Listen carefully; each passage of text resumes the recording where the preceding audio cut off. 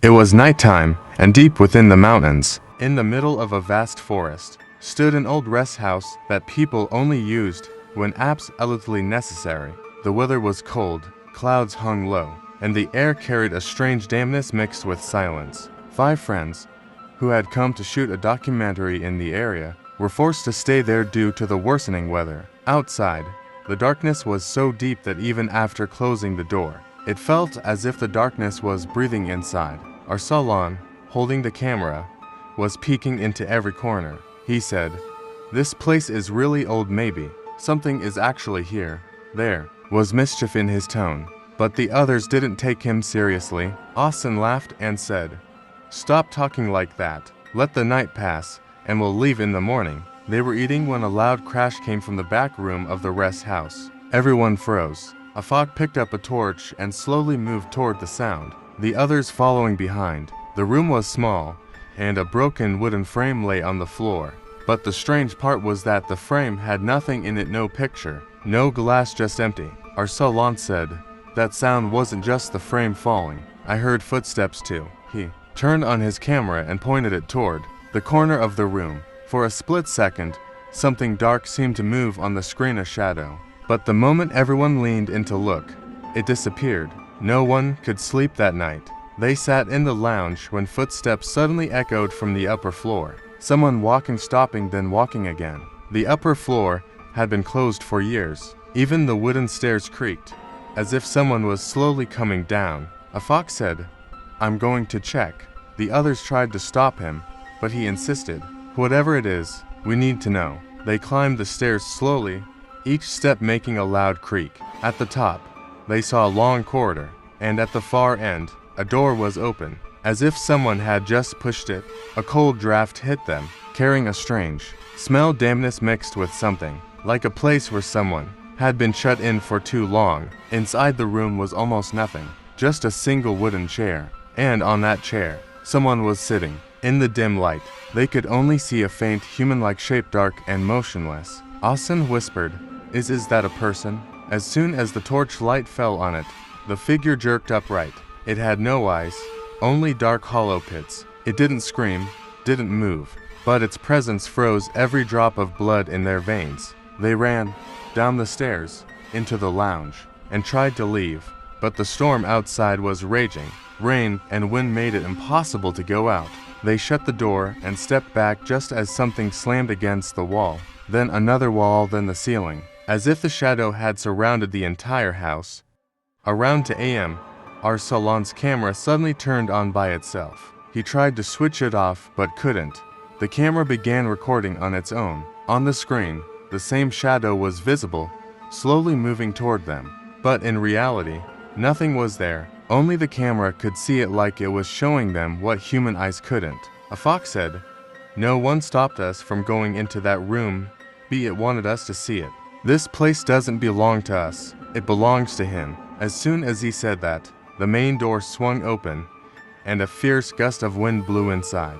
The lights went out. In the darkness, footsteps echoed from all directions. Suddenly Austin screamed, "Something is on my shoulder." When the torch turned on, there was a black handprint on his shoulder, as if something was pulling him. Arsalan said, "There's only one way. Whatever it is, we have to find what it's attached to.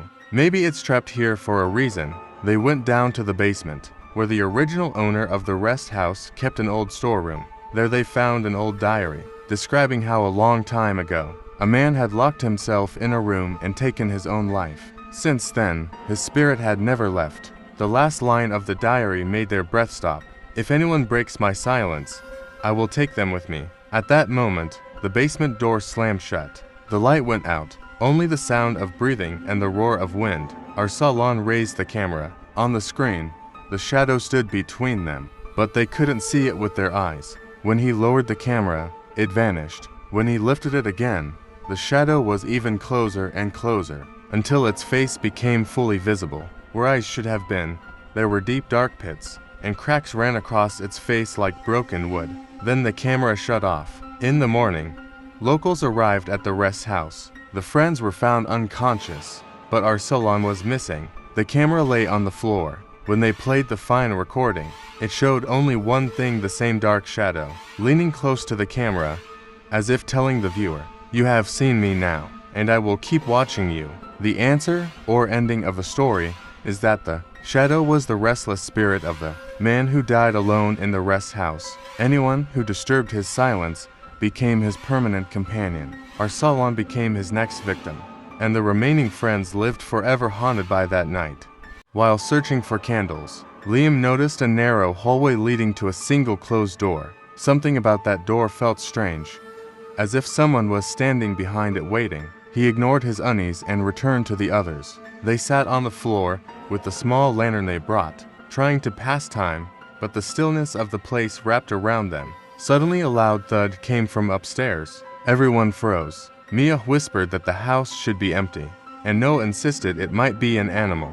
But the sound was too heavy and deliberate. Then came slow footsteps above them, moving directly over their heads. The four exchanged worried glances before deciding to go upstairs together.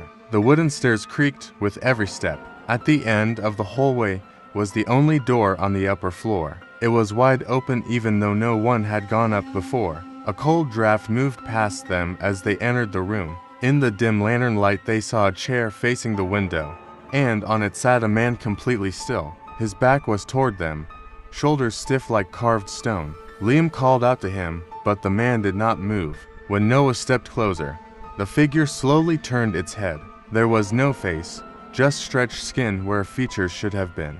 The thing stood up with an unnatural jerk, and the room temperature dropped sharply. The lantern flickered and went out, plunging them into darkness. A breath they did not recognize exhaled near their ears, followed by a rasping whisper telling them they should not have come. They ran down the stairs, but the front door slammed shut before they reached it. The shadows in the corners lengthened as if something alive was crawling through them. The faceless figure appeared at the top of the stairs without a sound, head tilted as if observing them. When the lantern suddenly lit up again, it was standing behind Mia, its hand reaching toward her neck. They bolted into the storage room and barricaded the door. Something scraped against the wood from the other side like fingernails dragging across it. The scraping stopped for a moment, followed by complete silence. Noah leaned toward the door to listen. The door burst open with a violent force and he was pulled into the darkness outside the room before anyone could react. His scream echoed through the house and then vanished. The remaining three ran out, through a broken side window, and didn't stop until they reached the road. A passing truck picked them up and they begged the driver not to look back at the lodge. When the police searched the place the next morning, the lodge was empty and untouched, as if no one had been there for years. Noah was never found, but the officers mentioned something unsettling. The dust on the upstairs floor had a single set of footprints leading to the chair, but none leading away from it.